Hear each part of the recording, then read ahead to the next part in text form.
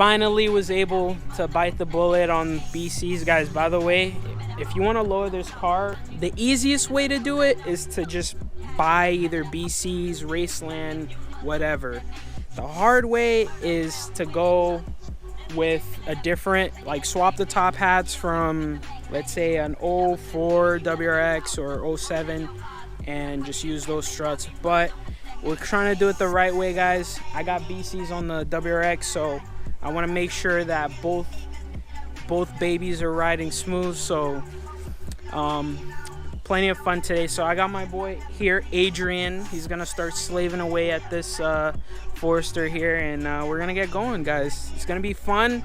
I can't wait to see how she looks. Also, to add to it, we're getting rid of the fat boys.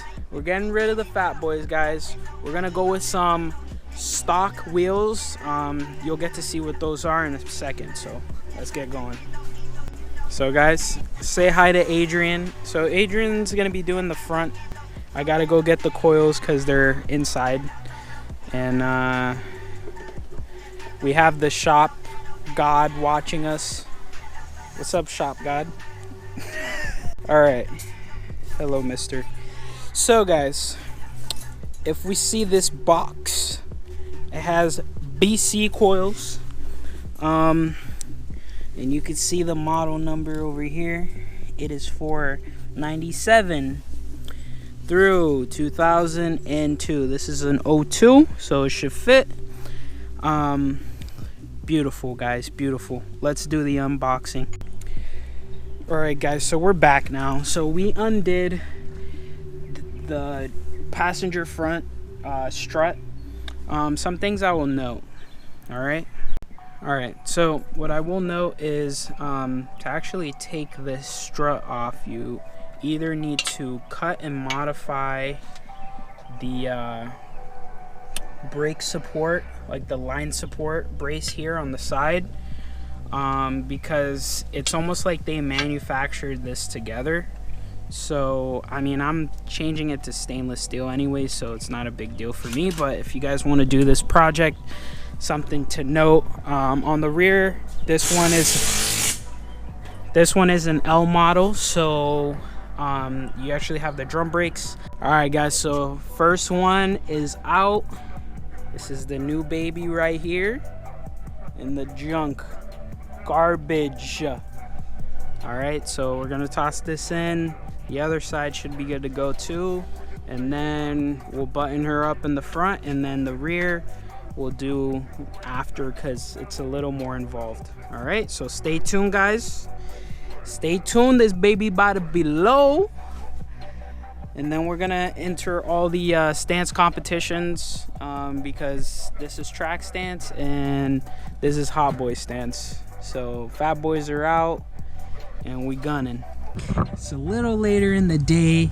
Had to do a couple of errands, but if you look down here, the front strut is mounted. Adrian's just finishing up the install on the driver's side. I ended up getting new brakes and rotors as well. Well, new to me. They've been sitting in a while, that's why they're kind of corroded. Brake lines are good as well. I'm not too crazy about the mounting right now. I'm gonna turn the wheel and see how it is. It looks like it's bunching up a little bit here, but we'll try to sort it out. And guys, welcome back. It is the following day. So what we're gonna do is we're gonna get started on changing out the rear hub assembly, the rear strut, and the rear brake lines, as well as the sway bar and end links and whatnot. So the first thing I want to do is I want to disconnect the brake line. I'm gonna then go ahead and disconnect the strut and then just take everything out. I also have to pull the axle nut off, so all that's gonna be done, and we can get going. So progress update, we're able to loosen the brake lines.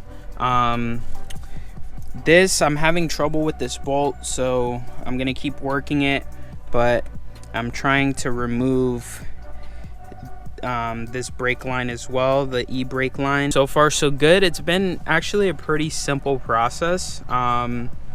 you know, not too many complicated things, but I do recommend having some PV blaster. I mean, this car is 20 years old, you know, although it looks fairly clean, definitely has some bolts that are a little bit seized. Ideally, I would like to get the rear coil on, and then I'll go back to this just to kind of make some progress here. All right guys, so update. We got the rear hubs assembly on.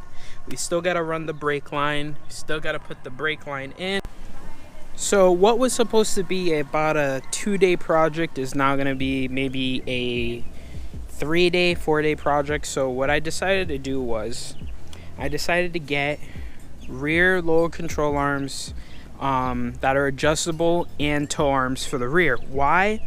So when I lowered the WRX, the problem that I had was when I added camber to the rear, the toe went completely out, so it limited the camber that I could put on that car. So guys, this is something that I feel like is overlooked a lot, and when you lower your car, the suspension geometry changes, of course, right? However, when you start lowering the car, you end up with natural camber. That's just how the geometry works. And as the camber increases, so does the toe. The toe gets out of alignment. So what you need to do is, when you lower the rear of your car, if you don't have camber plates, get rear adjustable lower control arms and tow arms. Trust me, your alignments will be better. Your alignments will be more accurate, and you would have a ton of adjustment and flexibility. So if you want to run, let's say 3 degrees of camber, you can adjust the toe to allow yourself that 0 toe in the rear, so you're not going through tires, the car handles better, and it's not sketchy. So lesson of the day. So what's gonna happen is, since I already have this side on, I'm gonna do the other side. I'm gonna do the sway bar, and then I'll check in with you. The brake lines are a little bit different. I gotta go underneath the car, but it should be good, guys. So far so good. Really liking how this project is turning out. This is by no means a cheap project. However, I know I do want to keep this car forever. I do love it. I love the body style. My girlfriend loves it. You know, if it's around long enough, maybe I'll do a swap. Maybe it'll be my son's car. We'll see, guys. It's all about the journey, so let's keep pushing.